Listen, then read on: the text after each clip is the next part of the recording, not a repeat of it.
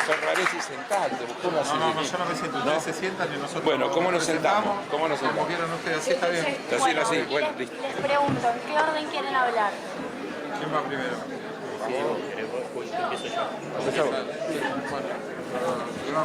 Bueno, Eso tiene siempre ventajas y desventajas. Perdón, ¿quién arranca? Dale. ¿Para vos?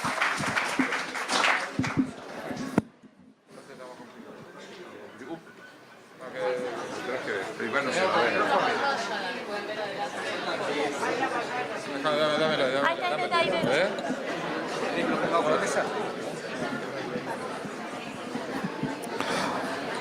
Bueno, buenas tardes a todos, bienvenidos. Bueno, le contamos, bueno, esto ya conocen ustedes, es el Instituto Patria. El Instituto Patria está formado por Cristina Fernández de Kirchner, que es nuestra presidenta honoraria.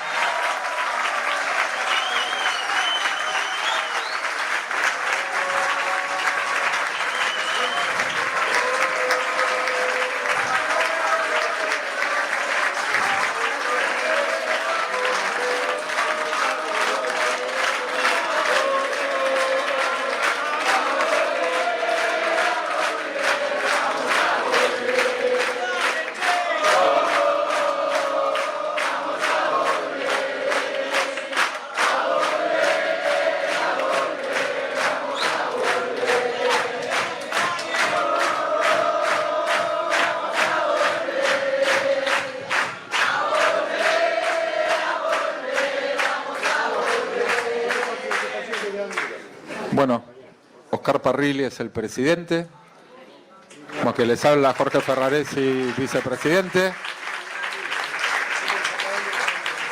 y Teresa Parodi, que es la que realmente trabaja todos los días.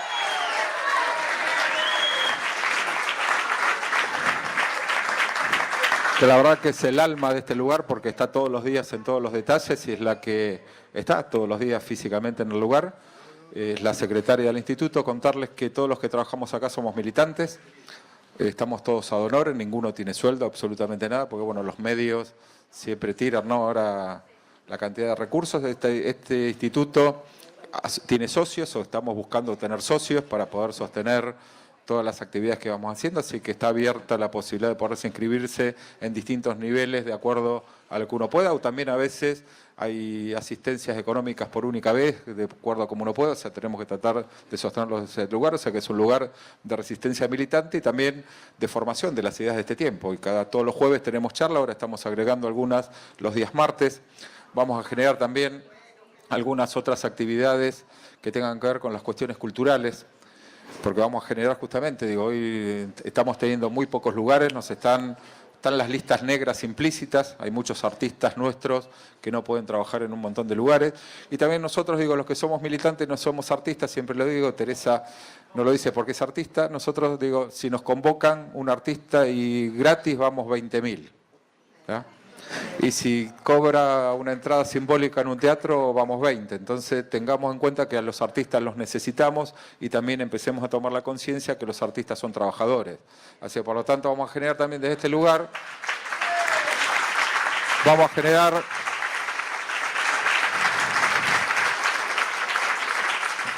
generar desde Patria también un lugar militante que tenga que ver con contenido cultural, pero también con el sostenimiento de los artistas, porque yo digo, yo soy intendente de una ciudad y a veces es mucho más contundente Teresa Parodi cantando una canción, dando un mensaje, que yo dando 25 discursos. Entonces digo, tengamos en cuenta, y es así, y es la realidad, digo, y es la realidad, y es verdad. A veces dice, Heller propone que en vez de que hable él, que cante Teresa, que va a ser más. Y sería bueno, o sea, va a tener que escribir algunas canciones que tengan que ver con la economía, así que, pero bueno, así bueno, hoy tenemos una mesa de lujo, bueno, Carlos Heller, como todos lo conocen.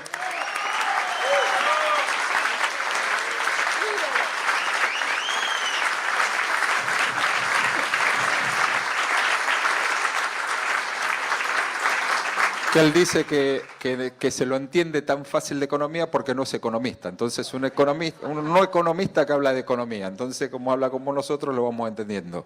Bueno, Alfredo Zayat, que es un periodista importante.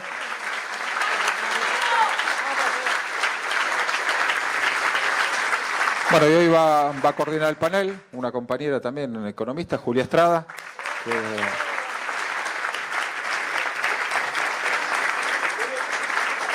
Así que bueno, le dejo la palabra a Teresa, como digo, que es, sí, como que no, siempre ella dice, aparte, a mí me gusta que hable porque ella habla cantando, ¿está? Tiene una forma, que la expresión de ella es como cantando, así que la verdad es lindo escucharla, siempre es lindo escucharla y lo que dice siempre es interesante. Así que bueno, bienvenidos a todos, sepan que las puertas están abiertas, difundan la función de este instituto, que cuando más volumen vayamos encontrando, la verdad que nos va quedando chico y está bueno que nos quede chico, así que vamos ordenando siempre las charlas, por eso agregamos también los días martes, porque necesitamos tener este lugar de encuentro y aparte también generar una cantidad de contenidos y de definiciones, porque el debate es fundamental y para tener el debate, dar el debate con firmeza, tenemos que tener formación, tenemos que tener información y la verdad que nos permite este tipo de charlas de generar ese tipo de información que nos permite para cada uno de nosotros al área militar con una cantidad de herramientas que si no tenemos esa información quizás no la tenemos. Así que bueno, bienvenidos a todos, gracias a los panelistas, desde ya va a ser una charla más de lujo como todas las que venimos teniendo y la dejo para el final a Teresa que es el alma de este lugar. Eso, muchas gracias. Bueno, bienvenidos a todos y todas. La verdad que es reconfortante cada jueves encontrarnos así cara a cara con ustedes y compartir un sentimiento, un estado de lucha en el que estamos y la sensación esta maravillosa de que somos muchos y cada día somos más y de que es necesario justamente sostener estos espacios donde podamos pensarnos argentinos y latinoamericanos ante el avance de este modelo neoliberal que quiere destruir precisamente eso. Así que bienvenidos, muchas gracias por acudir al llamado que hacemos todos los jueves y a los que vamos a seguir haciendo y bienvenidos a esta mesa de lujo que esperamos disfrutar cada palabra porque las palabras, el contenido, lo que vienen a decirnos es absolutamente importante para cada uno de nosotros, con una herramienta más para pensar este tiempo que nos toca vivir. Muchas gracias. Y a todos, bienvenidos. Y también digo, está Federico Bernal, que también es miembro del instituto. Y algunos que somos intendentes y tenemos la suerte de estar cerca y estamos más expuestos en los medios, pero tenemos algunos intendentes, como Pablo Zurro, que es intendente de Peguajó. Levantate para que te conozcan, levantate, muéstrate. Porque a veces como no se los ve, como estamos invisibilizados y algunos, bueno, tenemos la suerte de salir en los medios, hay un montón de compañeros como Pablo que defienden este proyecto con uñas y dientes y lo hacen todos los días trabajando. Así que Pablo, gracias por tu trabajo y tu testimonio. Bueno, los dejamos a los que saben, así que buenas tardes a todos y gracias.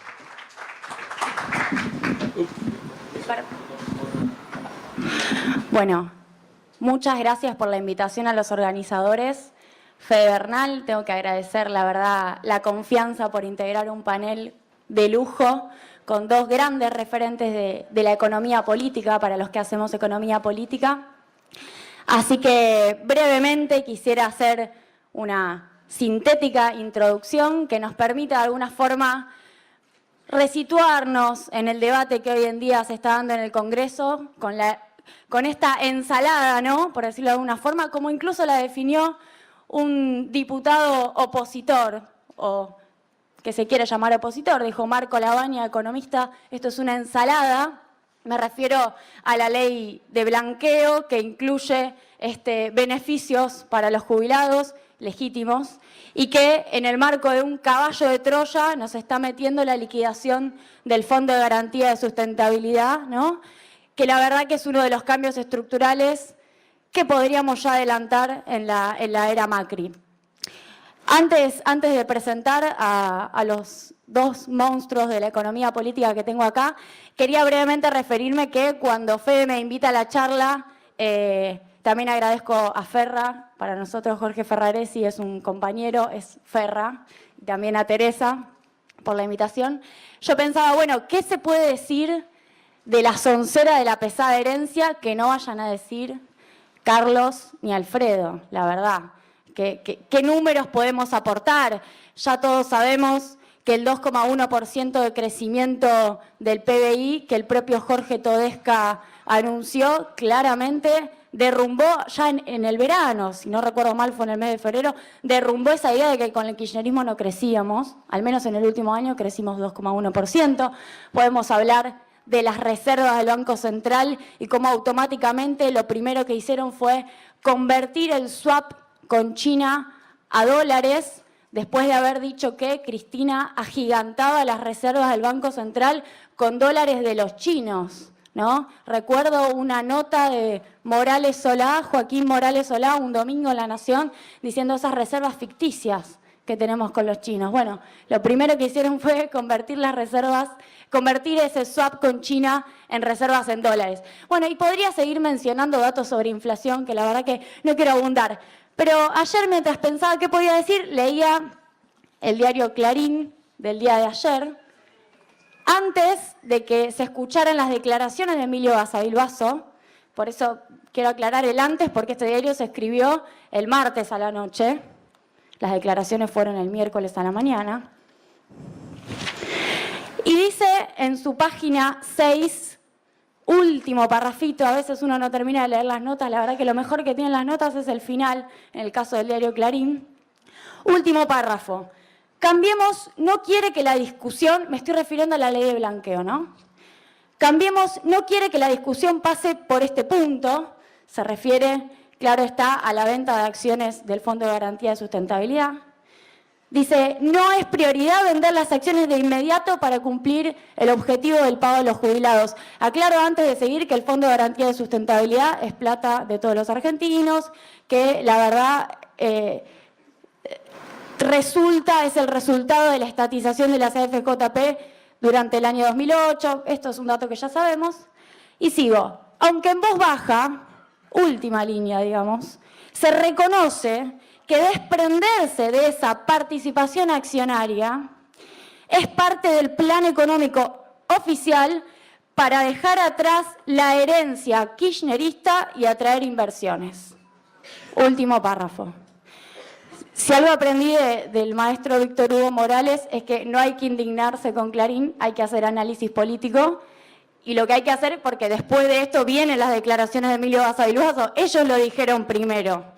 Ellos que desde ya el Estado tiene participación en Clarín y serían uno de los interesados en recomprar. Aunque no lo digan, serían interesados en que ese 9% que tenemos todos los argentinos de acciones en Clarín lo dejemos de tener, porque es bastante molesto tener a Guillermo Moreno y a Axel Kicillof en una asamblea preguntándole cuánto ganan a los directores. La verdad que si se pueden ahorrar esa molestia, mejor.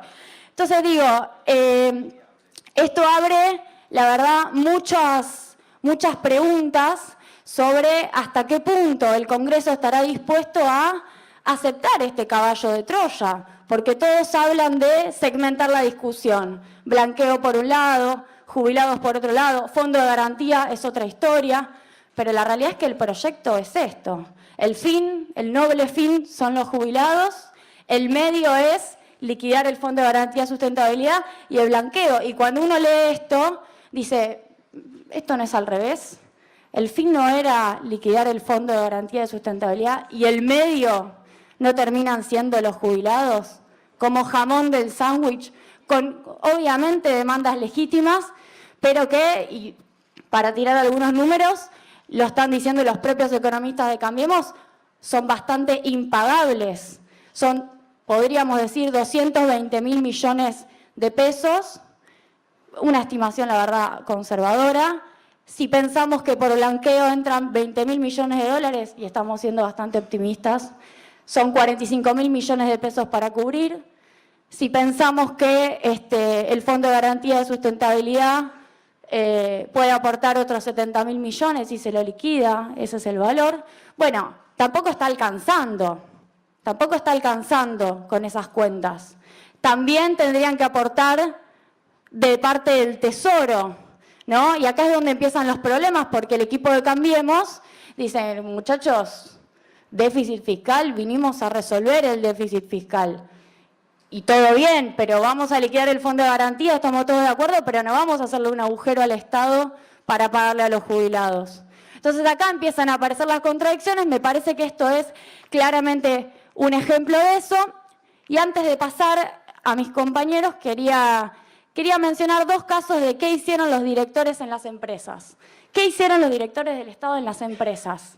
En las empresas en donde nosotros tenemos acciones, todos nosotros los argentinos, lo decía nuestra expresidenta Cristina Fernández de Kirchner. Un caso es muy llamativo.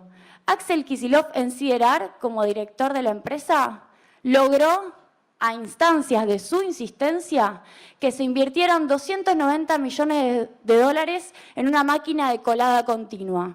Para cualquiera que conoce el proceso productivo del acero, sabe que la colada continua es fundamental. Luego del proceso de fundición viene la colada continua, después viene la laminación. La verdad que en la planta de San Nicolás lograr esa inversión fue un antes y un después. Eso se hizo a instancias de Kicillof, por ejemplo, ¿no? Digo, tratando de que la capitalización se hiciera. Puedo mencionar, y con esto trato de ir más rápido, que en la anónima, que hoy recordemos el sobrino del dueño, Brown, es secretario de Comercio, se promovió y acompañó la capitalización de los resultados acumulados. La capitalización, estamos queriendo decir que la plata no se fue, que se queda acá. Se capitalizaron 450 millones de resultados para aumentar el capital social a 500 millones. Este es uno de los resultados de la intervención de los directores del Estado en las empresas. Digo, para hablar con algo más de sustento cuando decimos el problema del Fondo de Garantía de Sustentabilidad. Ferrosur Roca, donde Loma Negra es controlante. Se realizaron en 2014 dos aportes de capital por un total de 100 millones. ¿No? Se mantuvo la participación accionaria del Estado Nacional y además se aportó más capital en la empresa. Bueno, banco hipotecario, sabemos la historia del Procrear, también ahí tenemos participación. La emisión mes a mes los directores por el Estado Nacional discuten la situación financiera del fondo, se le da seguimiento a su evolución patrimonial y operativa. Como contraejemplo, para cerrar, tenemos el caso Clarín. Año 2007, esta parte también la deben conocer, Clarín vendió acciones a la AFJP. Digo, no teníamos directores en ese momento, no había estatización de AFJP todavía. Vendió acciones a 32 pesos la acción, se desplomaron al poco tiempo a 4,60 y eso fue una de las mayores estafas a los jubilados porque se perdieron 127 millones de dólares por esa operación que, como hoy conversábamos con Víctor Hugo a la mañana, sí Clarín se la informó al Banco de Londres. No, perdón, al Gobierno de Londres, al Banco de Londres. No la informó a la Argentina, sí la informó allá, ¿no? Bueno, por esa operación en donde el Estado claramente no estaba, pero con un director, uno contrafácticamente puede pensarlo, ¿no? Con un director posiblemente este tipo de cosas se evitarían o no las harían con tanta impunidad. Bueno, para eso sirven los directores del Fondo de Garantía de Sustentabilidad y este es el principal problema. Y finalmente, la verdad, uno puede pensar, haciendo un ejercicio, ¿qué pasaría si se aprueba esta ley?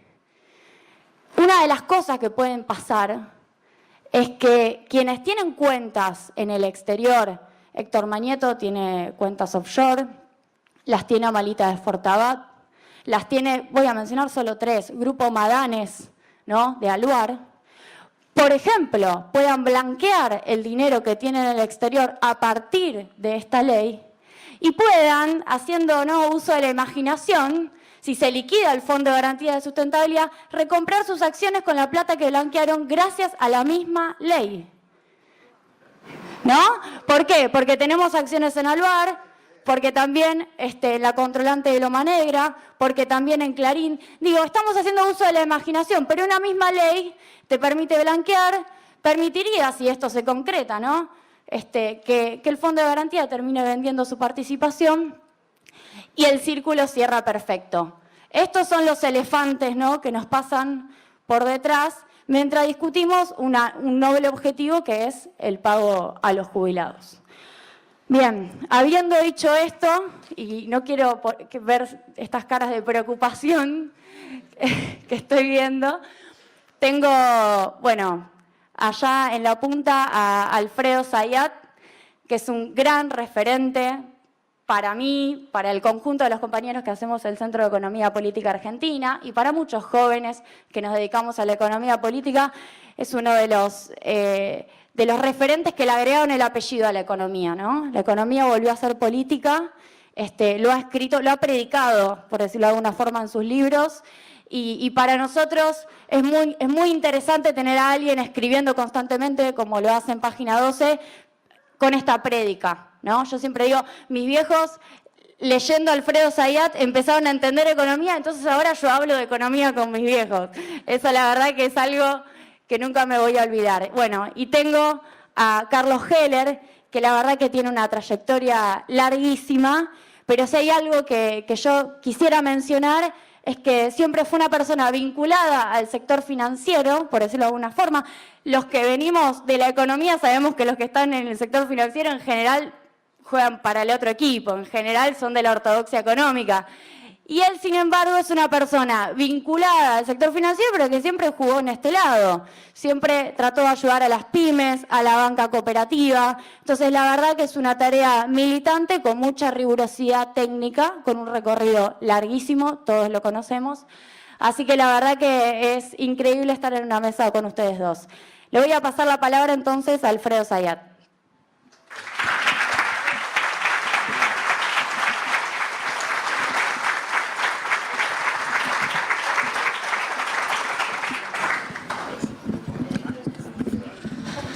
Buenas noches. Bueno, muchísimas gracias al Instituto Patria. Esperen, aplaudan cuando termine. Gracias Teresa, gracias Fede por la invitación, gracias Jorge, la verdad que es un gusto, un poco como lo que dijo Teresa, es importante estar juntos, hay que reunirse porque frente al agobio que se vive diariamente en los medios, en la sociedad, en los lugares de trabajo que uno está, es importante reunirse porque de esa forma a veces se hace catarsis, pero además de hacer catarsis se encuentran que uno no está solo, porque el objetivo de un gobierno de derecha, vamos a caracterizar bien, digamos, a lo que es el gobierno de Mauricio Macri. Es un gobierno de derecha, digamos, el objetivo es, porque aparte está dentro de su concepción, el tema del individualismo. Y el individualismo con el mercado y además, bueno, que cada uno se salve como pueda. Y entonces que no haya este tipo de reuniones, este tipo de poder mirarnos a los ojos y decir, no, nosotros queremos cambiar esto, digamos, queremos transitar juntos otro camino. La convocatoria es para hablar de la soncera de la pesada herencia. Déjenme, digamos, dos conceptos vinculados con el tema de la herencia. ¿Cuándo este gobierno empezó a hablar de la herencia? Porque al comienzo e incluso en la campaña no hablaba de pesada herencia. En realidad empezó a hablar de la pesada herencia cuando empezó a fracasar con la política económica que estaba llevando a cabo. En un punto principal, que el motor de crecimiento que apunta este proyecto político es el de la inversión privada, la famosa lluvia de dólares. Entonces ellos hacen una mega devaluación, una eliminación de retenciones, con la soja bajan 5 puntos de esas retenciones, impulsan una apertura económica, digamos, todo lo que sería el recetario tradicional, tanto discursivo como a nivel práctico, diciendo, bueno, de esa forma, digamos, con estas señales hacia el mercado, van a empezar a venir dólares. Alfonso Prat-Gay en su primera conferencia de prensa dijo, bueno, entre 15.000 a 25.000 millones de dólares, estamos hablando para el primer trimestre. ¿Cuántos dólares vinieron en ese primer trimestre? 0. Al revés, no es que vinieron. Hubo una fuga de entre 3.500 a 4.000 millones de dólares. Primer fracaso. Entonces, frente a esa situación, dice, bueno, hay que redoblar la apuesta de la señal hacia el mercado y el mercado internacional para que vengan los dólares. Y entonces, ¿qué hicieron? Aceleraron lo que estaba previsto dentro de su estrategia, que era la negociación con los fondos buitres. Pero bueno, no fueron a negociar. Frente a esa desesperación del fracaso inicial, fueron a capitular en el juzgado de Tomás Griesa para pagar todo lo que estaba estipulado en la sentencia y aún más, ¿no? Porque se le pagó también los honorarios de los abogados de Paul Singer, del Fondo Buitre. Es notable, yo creo que más adelante, algún momento va a haber algún tipo de investigación, eso ya va a quedar dentro de los libros de historia económica argentina como una de las grandes indignidades nacionales, pero además también una de las grandes estafas, porque saben que se pagó por los honorarios, y dicen que hubo una quita del 40%, 236 millones de dólares. No hay un documento que especifique. Cuando uno tiene que pagar una cuenta, por lo menos pregunta, a ver qué hay en esta cuenta, ¿por qué llegamos a este número?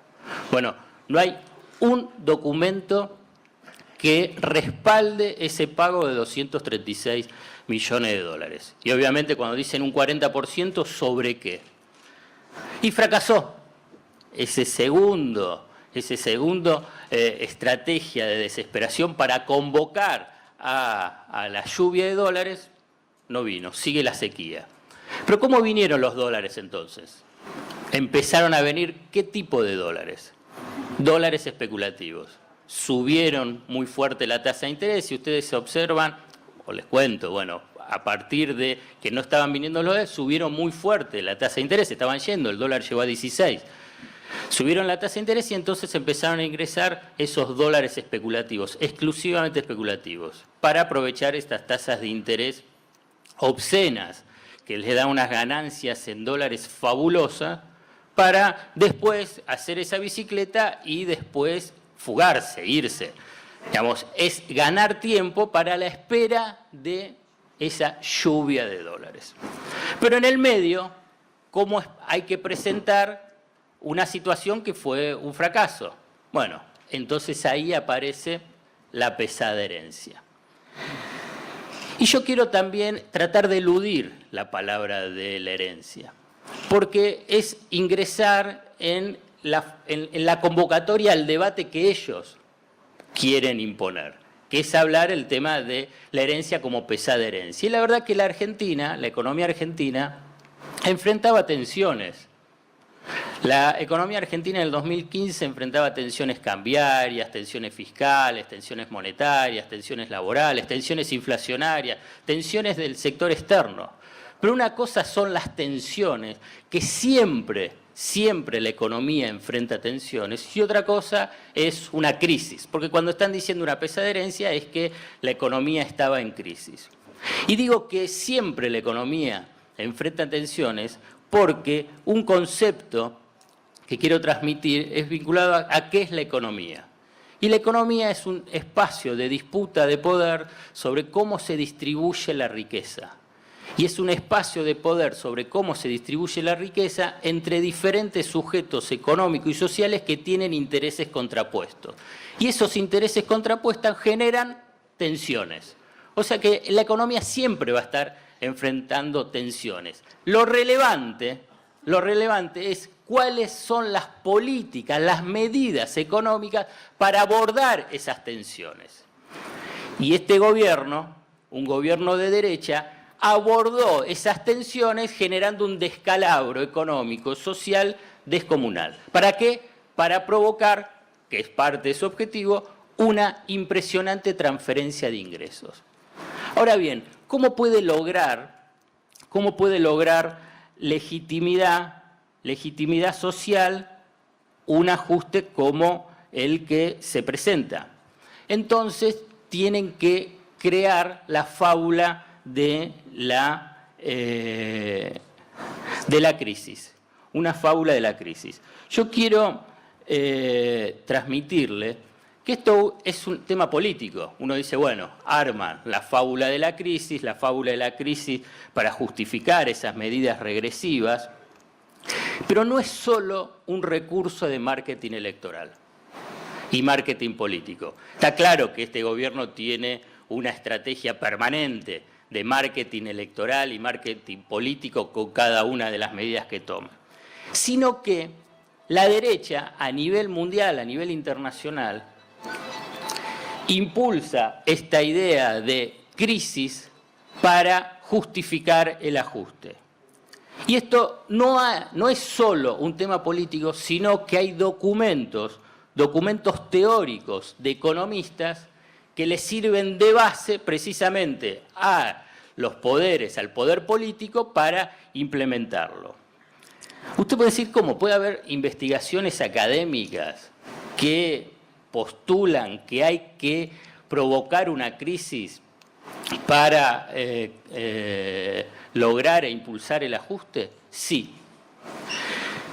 Pero antes de pasar a detallárselo y a contarles cuáles son esos documentos y quién es el representante en este gobierno de esa teoría, seguramente por ahí recuerdan, si no se los recuerdo, que incluso salió en la televisión un fragmento de cuando hubo 3 economistas neoliberales que hablaban sobre qué es lo que había que hacer.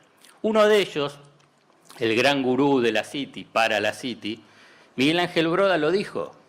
Miguel Ángel Broda dijo, la dificultad para poder hacer el ajuste, que es lo que se debe hacer, porque eso es lo profesional y es lo correcto es que no estamos en crisis. Y lo que sucedió es que durante los últimos 2 años, obviamente que fue permanente el acoso del poder político al gobierno de Cristina Fernández de Kirchner, pero durante los 2 últimos años y con más intensidad en el último, buscaron provocar la crisis. Obviamente por las políticas económicas, defensivas y activas del gobierno nacional de entonces, pudieron frenar esa búsqueda deliberada de la crisis. Entonces, al macrismo le quedó solamente la estrategia de la distorsión de la evolución de variables claves. Seguramente Carlos va a precisarlo con más claridad y con cuadritos, porque vi ahí que trajo. Pero distorsiones de variables claves como reservas internacionales, hablar de la inflación, ahí Julia habló sobre también, decían que la economía no crecía, que no generaba empleo, del déficit fiscal. Pero yo les voy a leer que ha habido y hay economistas que a nivel académico postulan la creación de una crisis para impulsar el ajuste. ¿Y quién es el representante? ¿Quién es el representante y divulgador, conocedor y divulgador de esa teoría que postula la necesidad de una crisis para habilitar socialmente un ajuste en este gobierno? El presidente del Banco Central, Federico Sturzenegger. Y les voy a pasar la fuente y la documentación.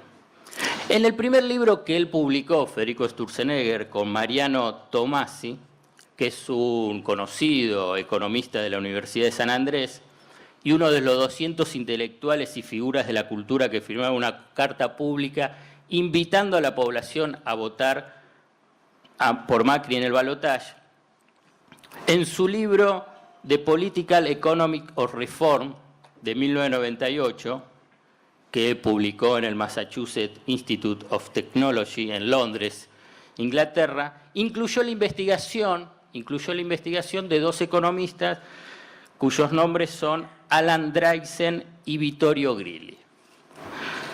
¿Qué elaboraron estos economistas? Ustedes saben, si no se los comento, en general los economistas ortodoxos, todos los economistas así teóricos del neoliberalismo, llenan sus papers, sus documentos, un montón de ecuaciones, econométricos, etcétera, para llegar a una conclusión. Vamos a la conclusión, porque es lo importante. Y en un texto publicado en 1990, ellos llegaron a la siguiente conclusión, postularon lo que paso a leerles.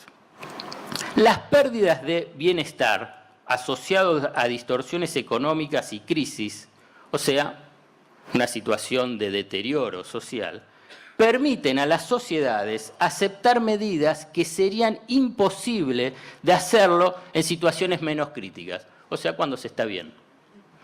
En otras palabras, las crisis pueden elevar el bienestar si son la única manera de inducir importantes cambios de la política económica.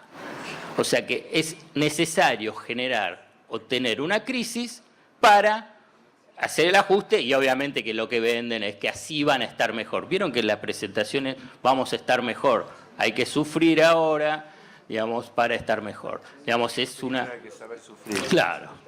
Digamos, es una... Eso es por el tango, pero acá hay una concepción, si quieren, filosófica también, que obviamente todos pueden creer en Dios, pero hay una concepción judía-cristiana de que hay que sufrir en la vida porque así después vamos a estar mejor en el paraíso, ¿no? Digamos, pero eso es llevado también por la ortodoxia. Vieron que siempre es el tema del sufrimiento.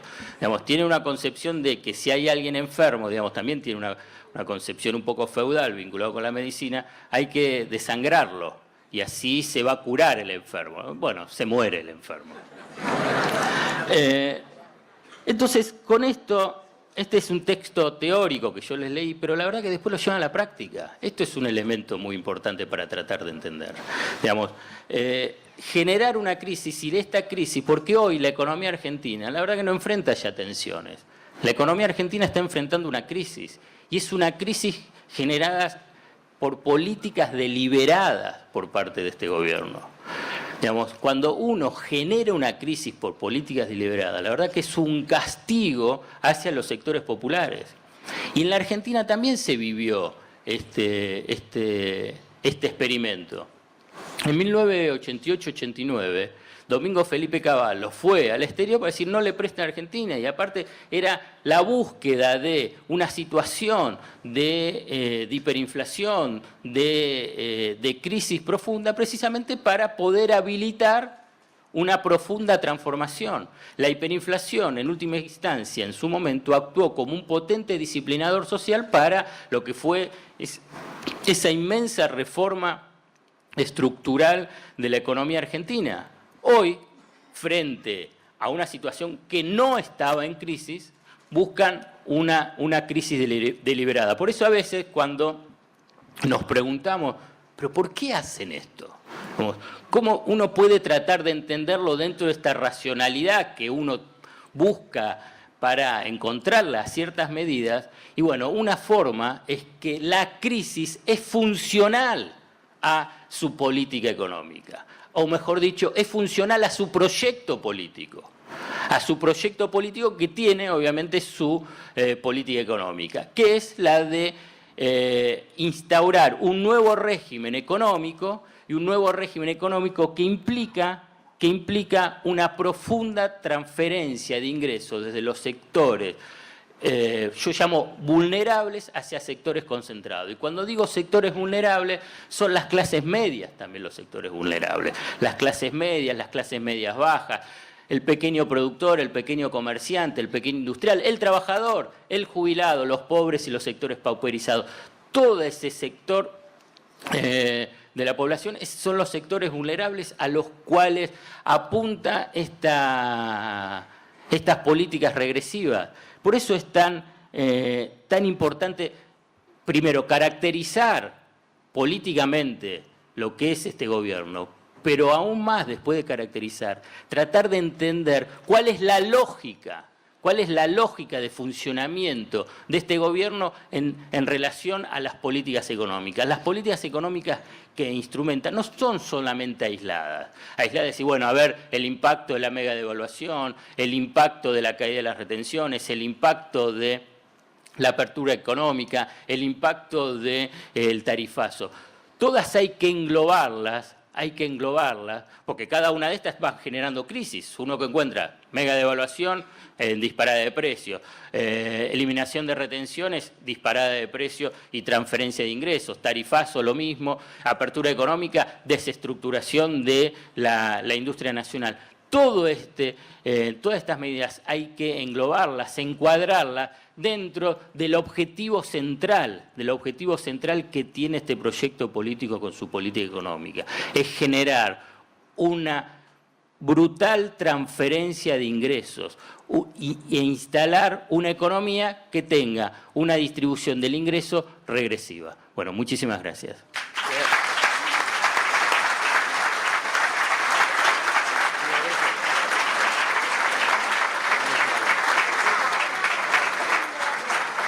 Bueno. Bien. Bueno, buenas noches a todas y todos.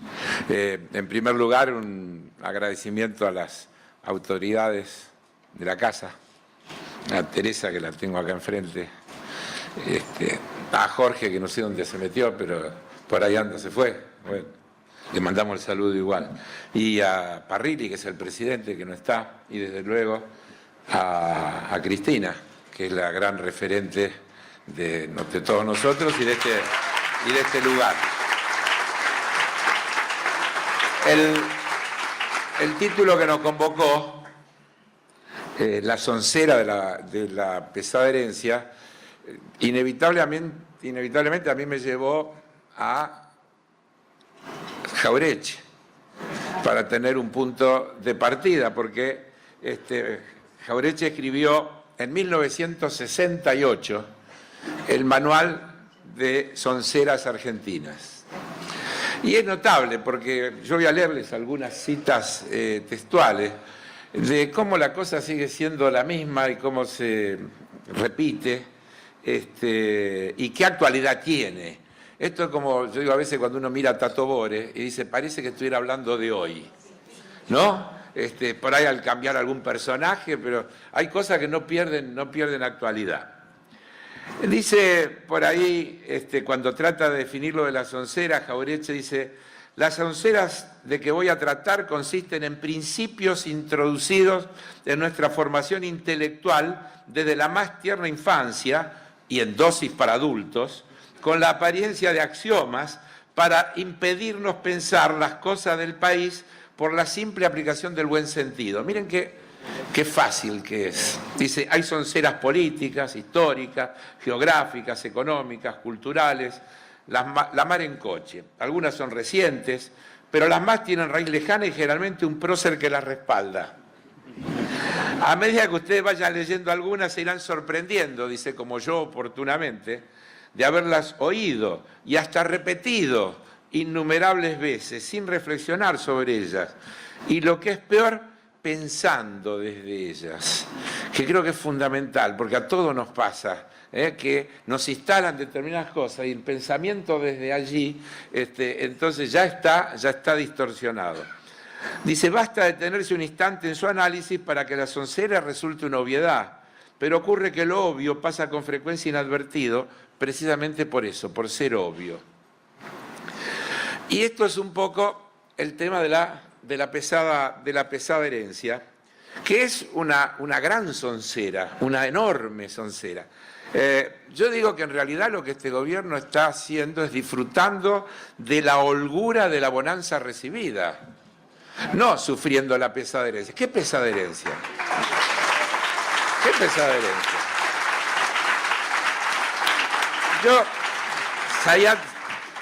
Zayat vio actuar, no, yo lo tengo que mirar y se los muestro. No, espera, déjame que desordenadamente, sí, ahora lo mostramos. Yo preparé uno, no sé, yo pensé que no iba a haber tanta gente, ¿no? Y que íbamos a estar más cerca y que con los cuadritos, pero igual se van a dar cuenta. Miren, ya que se habló de jubilaciones, cobertura jubilatoria, tenelo. Desde el 2000, ahí está, miren la curva.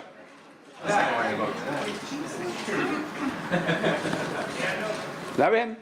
66% tenía cobertura jubilatoria en el 2000, 97% con los planes de inclusión, las moratorias, etcétera, etcétera. Pesada herencia. Hay más jubilados, más gente con beneficio.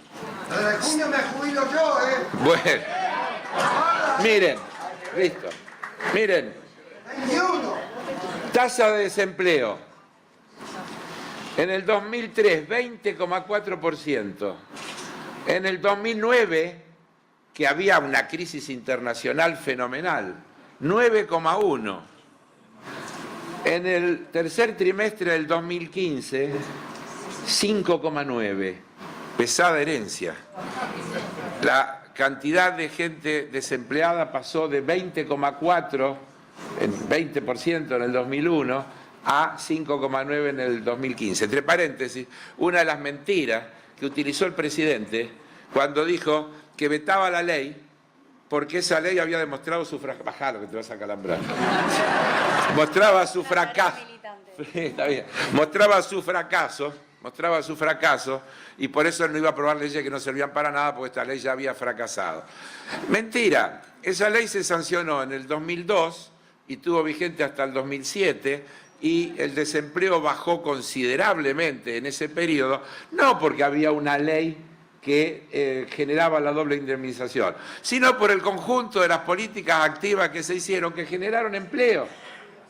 Nadie desemplea por perversidad, porque le gusta, es un empresario echa gente por diversión. Es que cuando hay crisis, siguiendo con la referencia esa ya, siempre la crisis se ajusta por lo más delgado, y los más delgados son siempre los laburantes. Entonces, lo primero que se hace es eso, se suspende, se despide, a ver si se puede encontrar equilibrio nuevamente en la ecuación. Yo les digo, sobre todo, siempre a las pymes, no se equivoquen, porque sus intereses son los mismos que sus trabajadores. Solo puede ser que ustedes los castiguen a ellos un poquito antes de que les toque a ustedes. Pero cuando ustedes tienen que empezar a echar empleados, dentro de poco van a tener que cerrar la empresa. Porque, entonces, piensen que tenemos los mismos intereses. Miren esto. Crecimiento PBI per cápita. ¿Cómo le fue? Pesada herencia. Entre el 94 y el 99 el país crecía al 1,6% anual. 94-99, década de los 90. En el 2000-2001, donde explosiona y todo lo que le querramos decir, el modelo que se vino aplicando, menos 0,36 de caída. Promedio 2003-2014, 4,6 de crecimiento del Producto Bruto por cápita en la Argentina. ¿Cómo pueden hablar de 2003-2014? En el medio tenemos la crisis del 2008-2009, ese es el dato promedio. Y en particular, esto que tiene que ver fundamentalmente con el empleo, las políticas que el gobierno de Néstor y Cristina llevó adelante, entre otras cosas, tenían como objetivo trabajar contra la primarización de la economía en una tendencia que la globalización intenta consolidar. Argentina es el país de la región que ha obtenido los mejores resultados, el que menos primarizó su economía durante los años de los gobiernos de Néstor y Cristina. Fíjense, crecimiento del PBI industrial. Entre el 94 y el 99, 1,1. En la crisis, menos 6,4, caída del PBI industrial. Entre el 2003 y el 2014, 6,2% de crecimiento promedio de esos años del PBI industrial. ¿Cuál es la crisis? ¿Dónde está la crisis? Cobertura de niños y niñas adolescentes al final de cada periodo. 2,5 millones en el 99, 2.600.000 en el 2001, 7.681.000 en el 2015. Empleo formal en el sector privado. En 1998 había 4,1 millones, que bajó en el 2003 a 3,7 millones, en el 2002 a 3,5 millones, en el 2015 6,5 millones. Y deuda pública.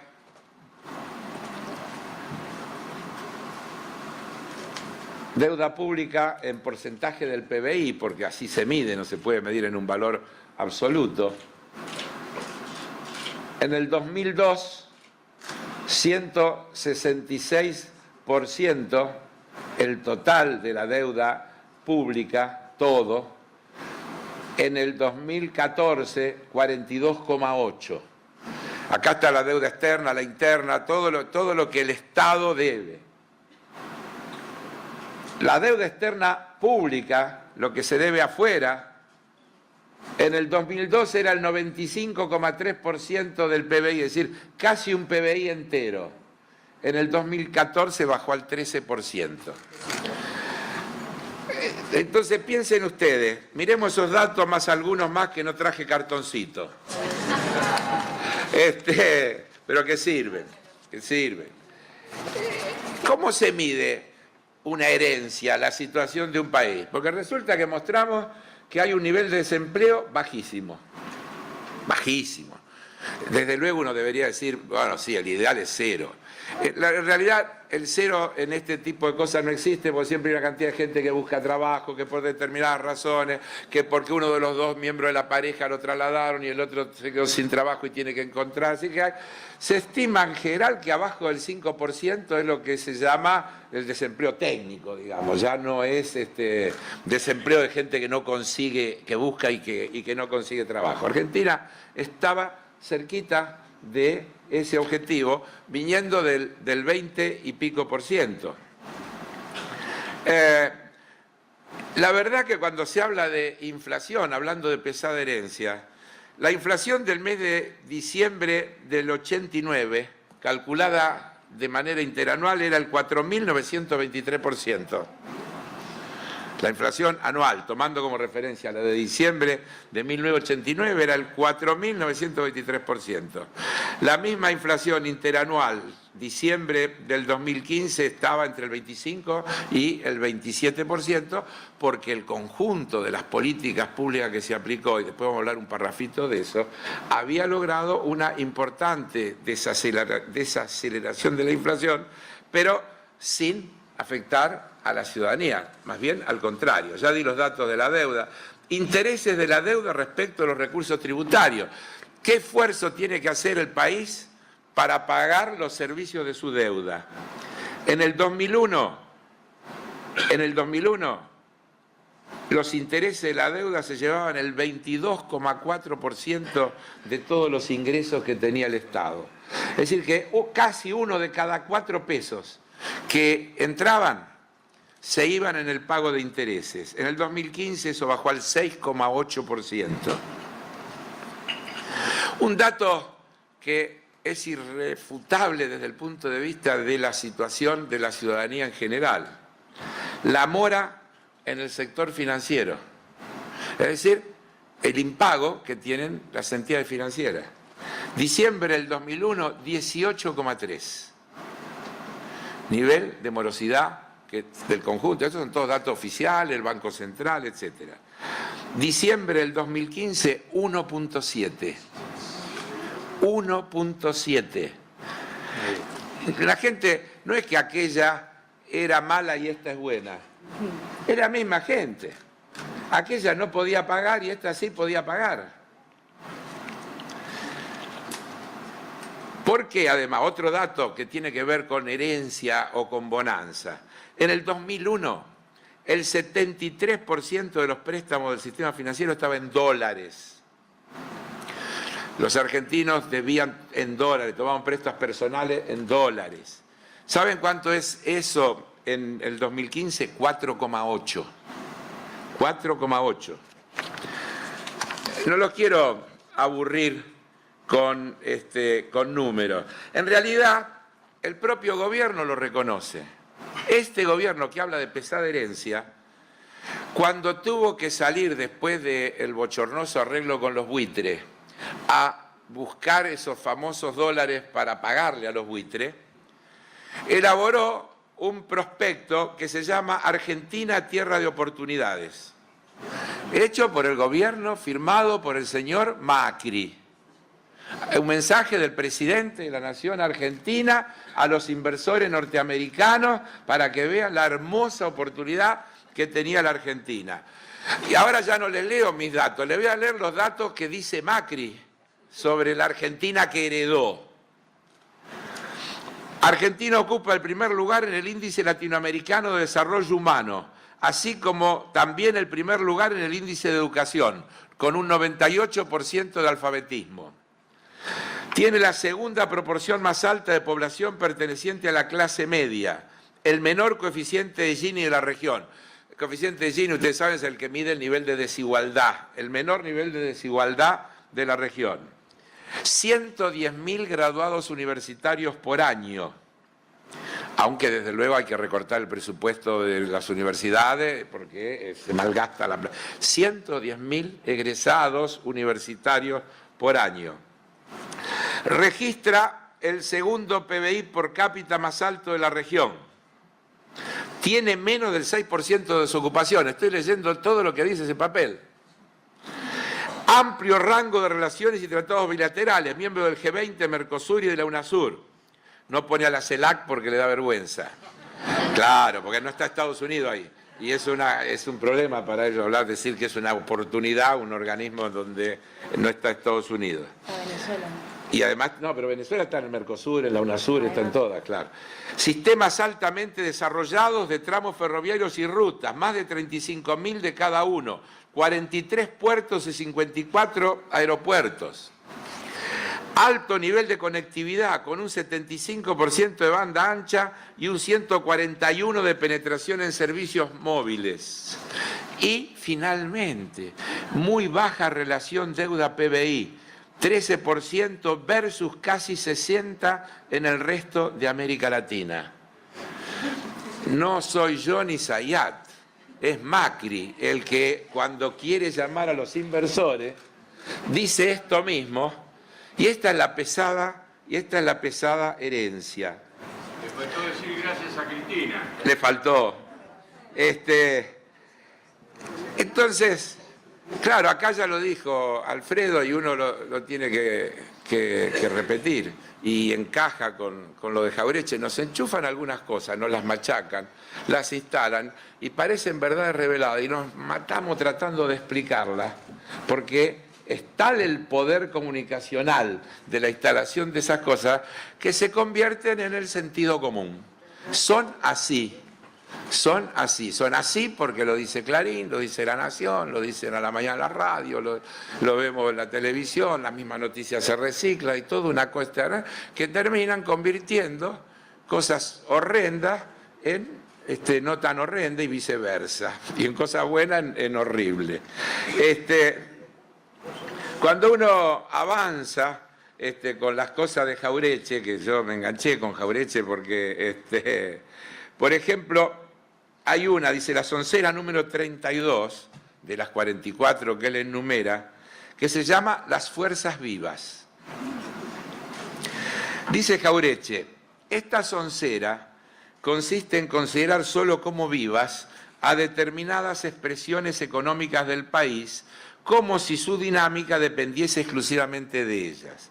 Así, en principio, son fuerzas vivas solamente los empresarios.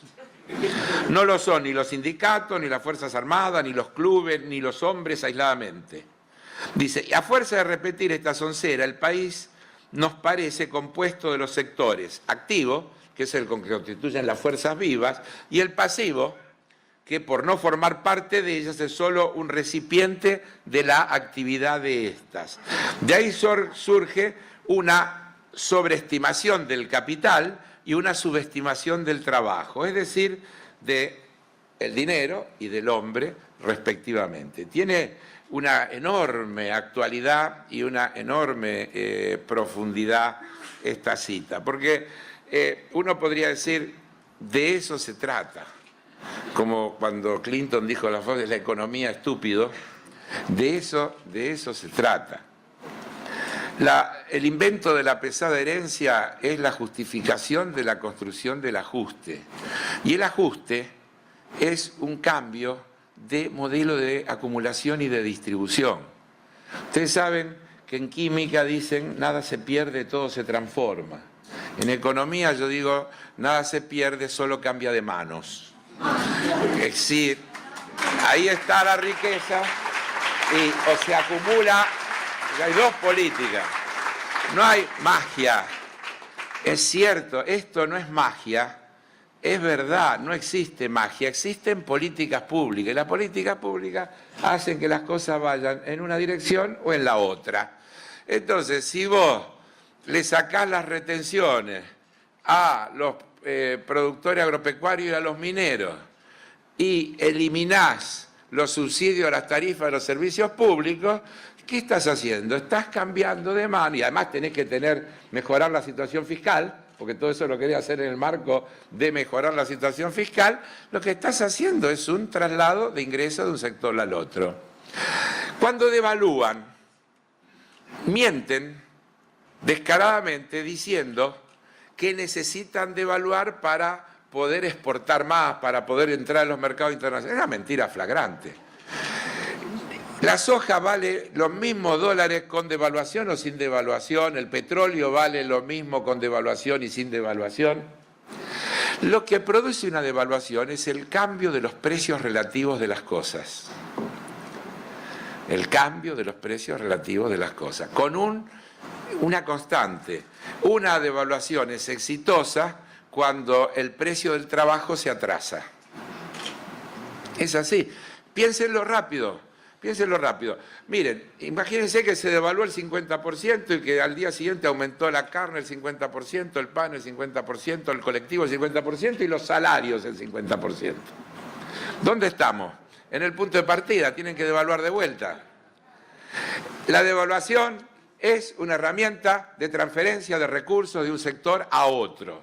Ellos lo llaman que recuperar competitividad. Otra palabreja.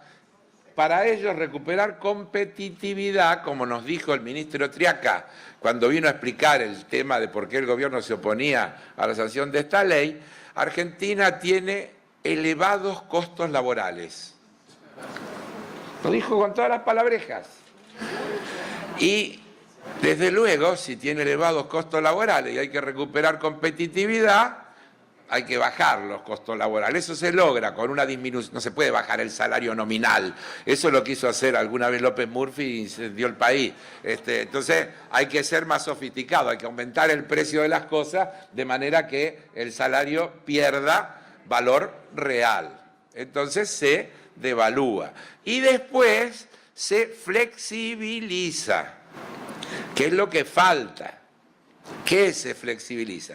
Todos los costos laborales. Si hay un costo indemnizatorio, si hay un costo de los aportes patronales a los sistemas previsionales y de obras sociales, etcétera, etcétera, etcétera. Todo eso son finalmente costos laborales. El costo de un trabajador no es solo lo que el trabajador se lleva en el bolsillo, sino todos los otros costos que la protección que ese trabajador tiene cuestan. Y eso se llama pérdida de competitividad. Me engancho con otra cosa. Y el ejemplo sirve para hacer otra referencia a lo que está haciendo este gobierno. En Estados Unidos, las multinacionales se van al otro lado de la frontera, a México, y fabrican en México las cosas que después le venden a los ciudadanos norteamericanos. ¿Saben por qué hacen eso? Porque el salario mexicano es una séptima parte de lo que es el salario de un trabajador en Estados Unidos. Entonces, como tienen tratado de libre comercio, producen en México y alguien puede decir, pero crean trabajo. Sí, miren la calidad que tendrá ese trabajo que los mexicanos no saben cómo hacer para cruzar la frontera, los matan tratando de cruzar la frontera porque eso es trabajo esclavo, es trabajo inhumano, es trabajo indecente, es trabajo sin ningún tipo de protección. Pero ¿por qué lo engancho? Porque estos días hemos escuchado, ayer mismo a nuestra canciller, decir que si bien para nosotros el Mercosur es una cosa importante, estamos mirando con atención la Alianza para el Pacífico. La Alianza para el Pacífico, México, Colombia, Perú y Chile, piensen una cosa, México, Tratado de Libre Comercio con Estados Unidos, NAFTA. Por lo tanto, un tratado de libre comercio con la Alianza para el Pacífico es, de hecho, un tratado de libre comercio con los Estados Unidos. Es el ALCA, es aquello que Néstor, Chávez, Lula le dijeron al señor Bush en Mar del Plata: no queremos tratado de libre comercio porque eso nos condena al subdesarrollo, a la dependencia eterna, queremos construir nuestras naciones desde otros parámetros, con otra autonomía, etc. El presidente de la Argentina va a ir ahora como observador, pero con el objetivo de pedir la incorporación de Argentina a ese tratado. Y lo disfrazan de, ¿cómo lo llaman? Hay que entrar en el mundo. ¿Vieron? Esa es otra de las enormes sonceras que nos instalan. Macri la dice cada vez que habla. Esto nos permite reinsertarnos en el mundo. ¿En qué mundo? ¿En qué mundo queremos estar insertos? Ellos nos insertan a nosotros. Ellos nos insertan a nosotros. Ah, bueno.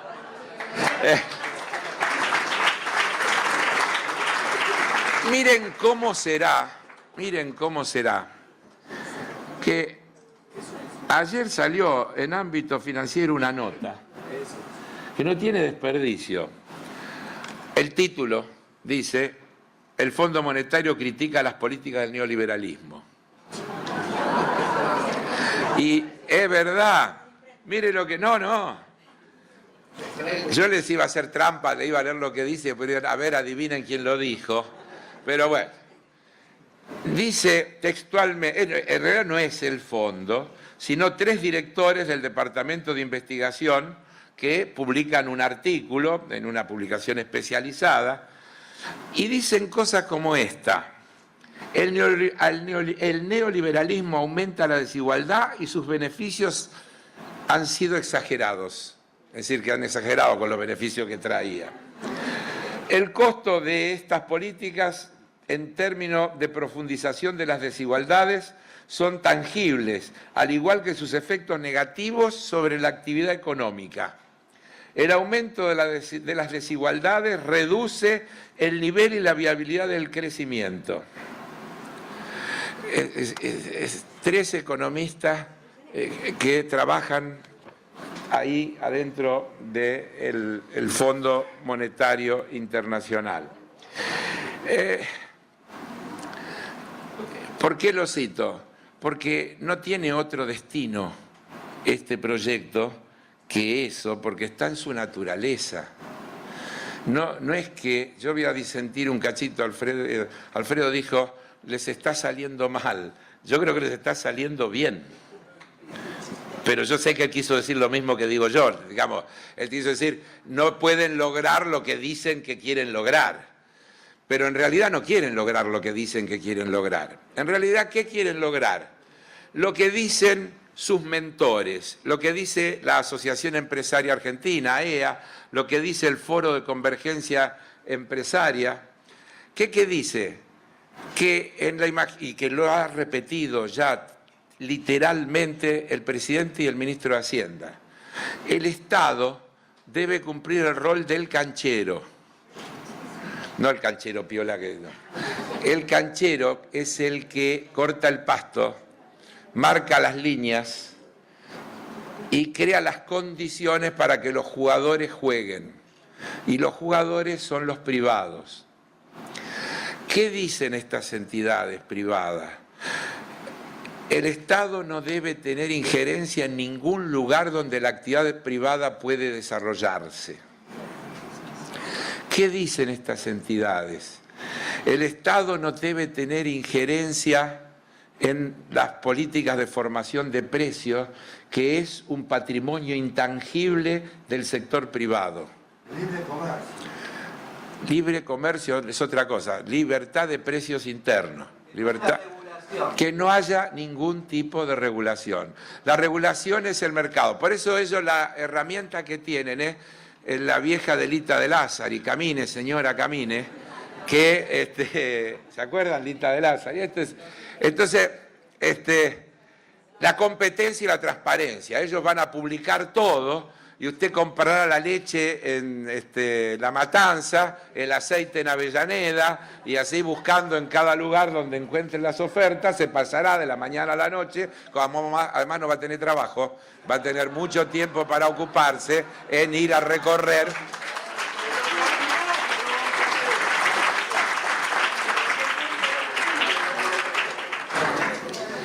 Lo que uno no puede dejar de seguir haciendo citas. Yo traje un montón, así que me van a aguantar un poquito más. Hace unas semanas apareció en el diario El Cronista una nota levantada del Financial Times. Es decir, mejor fuente imposible. ¿Sabe cuál es el título? Ex banqueros de Wall Street están bien representados en el gobierno de Macri. No lo digo yo ni Zayat. No, lo dice el Financial Times, hablando del gobierno de Macri.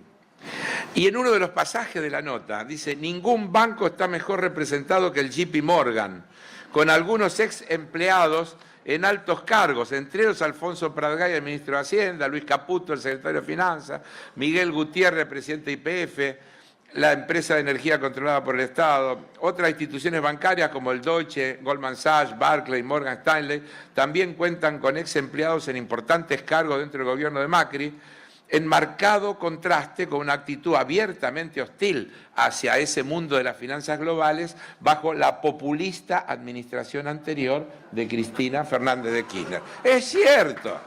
¿Qué va a hacer? Dice, en este momento, sigo citando la nota, existe una atmósfera ligeramente similar a la de un club de amigos. Hay una gran cantidad de exalumnos de Wall Street por todas partes. Uno podría decir paro acá, porque a confesión de parte, el otro día lo escuchamos al jefe de gabinete decir: el país lo recibimos casi quebrado y estamos tratando de evitar una crisis estructural. Los números de la economía de diciembre en cualquier otro contexto estaríamos en una situación parecida al 2001 o al 89. Se lo acabo de mostrar en los cartoncitos, por eso tomamos esa comparación. Con lo cual, todos los costos que se están viviendo hay que confrontarlos con lo que sería si el país hubiera terminado de quebrarse. Uno tendría que decirle: muchacho, el país quebrado es el que quedó de las políticas que ustedes ahora quieren volver a aplicar. El país del 2001 es el país de la convertibilidad, es el país quebrado de la apertura de la economía, de la entrada de las importaciones, de exactamente lo mismo que ustedes están haciendo. Hoy es la recreación de aquellas políticas, con algún matiz que tiene que ver con los cambios de época, pero que en definitiva es exactamente lo mismo. Son mentirosos seriales. Lo digo, mire, tomando siempre ejemplos que sirven. Uno dice: ¿cuál es el gobierno más parecido en el mundo al de Macri y al que además estos admiran y permanentemente los invitan? Los de España. Aznar venía a dar conferencias siempre, Rajoy, son de la familia. Miren cómo el 20 de mayo en el diario El País de España, para mostrar que esto de mentir alevosamente no es patrimonio argentino ni de Macri, más bien pero tiene que ver con la soncera, tiene que ver con la instalación de cosas. Dice, la herencia, el diario El País es un diario conservador, bueno, buen diario, bien hecho, pero podríamos decir, nadie va a decir un diario de izquierda, ¿no? Hace mucho. Dice, la herencia de Rajoy, y miren qué actualidad tiene con lo que está pasando ahora en la Argentina, miren qué parecido. La herencia de Rajoy la refleja la Seguridad Social. Heredó de Zapatero sus cuentas sin déficit y 66.000 millones de euros en la UCHA, la alcancía, el Fondo de Sustentabilidad de las pensiones. Ahora hay un agujero de 15.000 millones en España. Y agrega la nota: lo peor es que Rajoy sigue teniendo la indecencia intelectual de culpar de su errática y desastrosa política económica la herencia recibida. Cualquier parecido con la actualidad, con lo que nos pasa acá. El presidente de los argentinos dijo el otro día: nosotros íbamos rumbo a eso, Venezuela, el gran, si no provocábamos estos cambios. Sé que para muchos ha sido duro. Créanme que a mí me duele haber tenido que sincerar este problema que teníamos, que era gravísimo. Nos estábamos quedando sin energía. Si hubiera habido una fórmula, una solución, hubiera evitado para mí como presidente aumentar las tarifas. La hubiera tomado, pero no existía otra manera de garantizarles un futuro, porque un país sin energía no puede funcionar. Y sigue, qué sé yo, macaneando.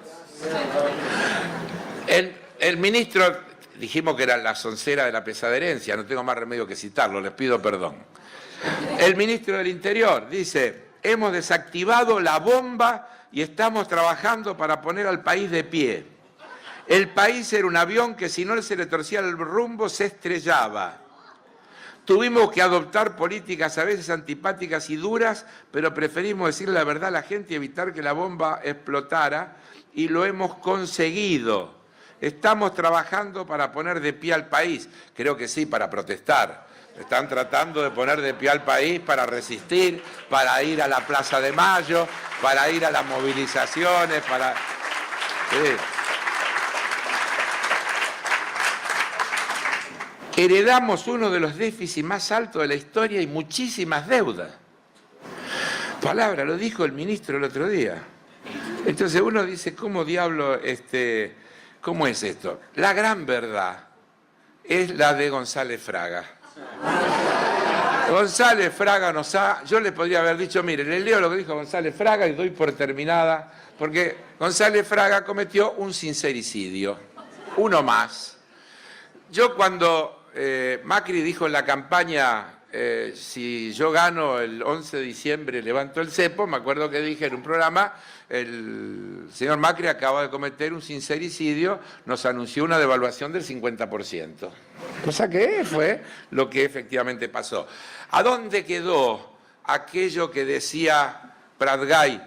No, ¿a quién le importa el tipo de cambio oficial? La economía funciona con un dólar de 15 pesos, ya todo está a 15 pesos. ¿Por qué no explica ahora por qué aumentó todo una vez que se produjo la devaluación? Si era cierto, pero todo va quedando atrás, nos mienten en serie, nos van acumulando mentiras, y una atrás de otra.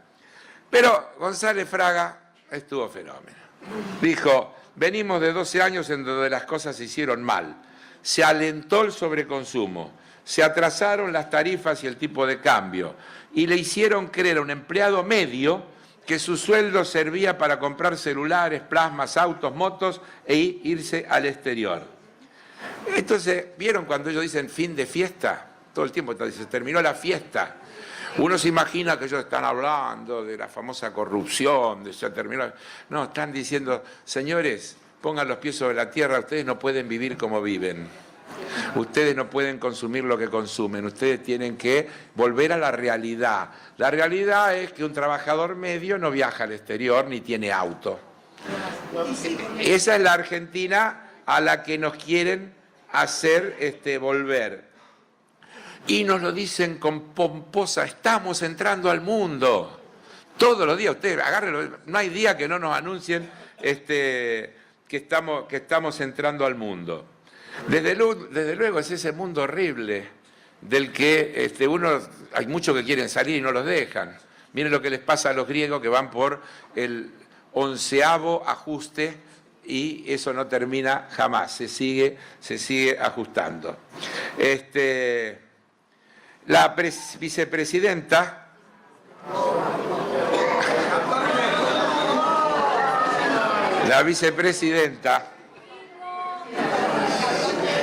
fue todavía más allá que González Fraga. Dijo una mentira que según dice que terminó acumulando un 700% de inflación y dejó otro coletazo de aumentos muy fuertes para estos últimos meses. Y esto es una soncera fenomenal que pretende que nosotros, los sonsos, no nos demos cuenta qué pasó con la devaluación, con los tarifazos, con la baja de retenciones, con todo lo que estos muchachos hicieron, y dicen que el problema fue el 700% de inflación que hubo entre el 2003 y el 2015. Y acá voy a decirles una cosa que los va a sorprender. Es verdad, hubo un 700% de inflación, 709 exactamente es la inflación. Pero se comieron el resto de los detalles. Los salarios privados registrados aumentaron en 1.513. Miren qué diferencia. Los salarios totales, incluyendo los trabajadores no registrados y los empleados públicos, 1.138. Y la jubilación mínima, 920%. Entonces, ¿qué pasó? Hubo otra definición de lo que es la inflación. La inflación no es un fenómeno monetario o de exceso de gasto público, sino producto de puja distributiva. Un Estado presente que generó el ambiente para la mejora salarial con las paritarias libres, abiertas, y que generó condiciones protegiendo a la industria nacional de la competencia de las importaciones, y que generó estímulos a la demanda con planes como el Procrear o el Hora 12, frente a cada situación de la invasión del mundo al que ahora nos están metiendo, con medidas contracíclicas internas pensadas para fortalecer el mercado interno. Generaba una puja distributiva porque faltaban medidas para impedir que el sector formador de precios se reapropiara de parte de esa política de distribución y que aumentara los precios. Eso se fue corrigiendo con los precios cuidados. Se llegó al final del proceso del gobierno de Cristina con la sanción de 3 leyes que eran herramientas fundamentales para entrar en las cadenas de valor, para poder entender por qué el productor de leche sigue diciendo que con lo que le pagan no puede producir, y el consumidor que va a la góndola dice no puedo pagar lo que me piden, o el productor de manzana del Valle de Río Negro, otra gran mentira, la devaluación. Le siguen pagando 48 centavos el kilo, como le pagaban antes de la devaluación. Con el beneficio de la devaluación se quedaron los exportadores, las compañías, y no los productores. Entonces, no terminó el gobierno anterior de resolver totalmente el tema de la puja distributiva, y como decía Alfredo, porque la economía es eso, es tensión. ¿Pero qué es? Es tensión por la distribución, por cómo se acumula y cómo se distribuye. No hay economía sin tensión. La economía siempre va a generar tensión, en un sentido o en el otro. Ahora la tensión es con los sectores más vulnerables, que, como también dijo Alfredo y comparto, no son solo los pobres y los excluidos, son de los sectores medios para abajo, son los profesionales, son los maestros, son los profesores, son los comerciantes, son todos los que van a sufrir indefectiblemente el impacto de estas políticas de acumulación y distribución regresiva que este gobierno está llevando adelante. Entonces, la inflación hay que atacarla como un síntoma de una enfermedad. Para eso hay que definir bien la enfermedad. Si uno se equivoca en el diagnóstico, aplica la medicina incorrecta. Estos muchachos van a bajar la inflación con un costo social altísimo. Hay que bajarla de otra manera. Esto va a generar desempleo, pobreza, etcétera, etcétera. Y represión, porque no hay ajuste posible que se pueda llevar hasta a fondo si no viene acompañado de represión. Y si no, miren Francia, en este momento, donde justamente en función de la competencia de competitividad que tienen con sus aliados alemanes, quieren avanzar en un proceso de regulación laboral. ¿Cómo entra ese proceso de regulación laboral? No lo pudieron aprobar en el Parlamento, lo metieron por decreto. Salió la gente a la calle, la matan a palo. No hay ajuste posible si los ajustados resisten. Y si los ajustados se quedan pasivos, el ajuste no tiene límite. Y termino con, otra vez, nuestro célebre ministro de Hacienda y su perdón a los españoles. Otra soncera inevitable. Yo les podría hablar 1 hora, tengo un artículo acá, tengo un trabajo hecho sobre la cantidad de barbaridades que esos empresarios españoles hicieron en la Argentina en los 90. Vaciaron aerolíneas, vaciaron YPF, se quedaron con todo. Dicho sea de paso, hoy mismo, hace un mes, leía un informe de la economía española y dice que los dos grandes bancos españoles que operan en la región, el Bilbao Vizcaya y el Santander, obtienen la parte principal de su rentabilidad en América Latina y no en España. Es decir, acá ganan guita, y se la llevan para allá. Y desde luego que estaban enojados con el gobierno de Cristina porque no se la dejaba llevar, se la obligaba a reinvertir. ¿Cómo no iban a estar enojados? Digamos que desde su lógica tenían razón.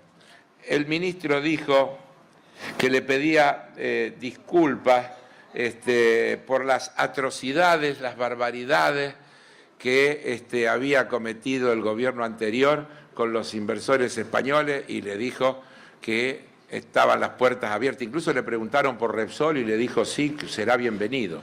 Así que esperen que todavía la película recién la estamos empezando a ver. Yo digo, solo nos falta que ahora, el 9 de julio, en el Bicentenario, le volvamos a pedir disculpas a los españoles por haber declarado la independencia, que será el sumum de las onceras. Muchísimas gracias.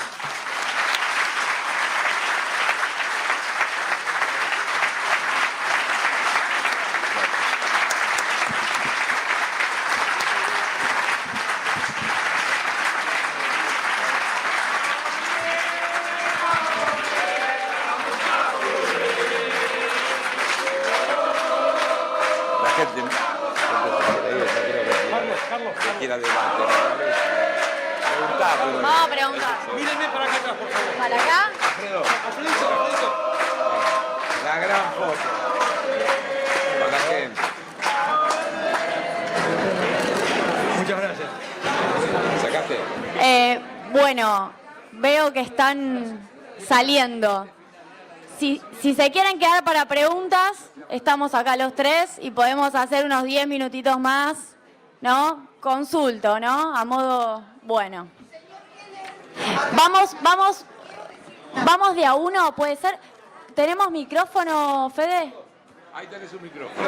Bueno, antes, si me permiten, antes que se vayan, necesito pasarles 2 anuncios de acá del Instituto Patria, que estaría bueno también si lo quieren compartir con amigos, con colegas. Martes 7 de junio, 18 horas, tenemos una charla que se llama Operación Cóndor, la dominación coordinada en América Latina, y tenemos a Paulo Abrao, del Mercosur, secretario ejecutivo, a Macarena Hellman, diputada del Frente Amplio de Uruguay, y tenemos a Martín Granowski, historiador y periodista.